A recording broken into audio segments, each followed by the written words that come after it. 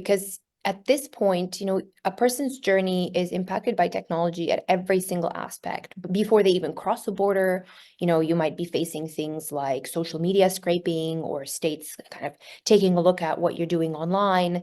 When you're at the border or in a refugee camp or in situations of humanitarian emergency, there's a lot of biometrics, different types of surveillance, different projects that are being kind of played out and experimented with. And even some really, really kind of sharp, hardline projects that are quite dystopic, like robodogs, for example, being announced at the US-Mexico border, or AI lie detectors being tested out at European airports. And then there's also stuff that happens, after you already enter a country and maybe you are, wanting to reunite with your spouse or get a work visa. Algorithmic decision making is making its way into all of these facets, the kind of life cycle of a person's migration journey. But a lot of it is still very opaque and very much not talked about.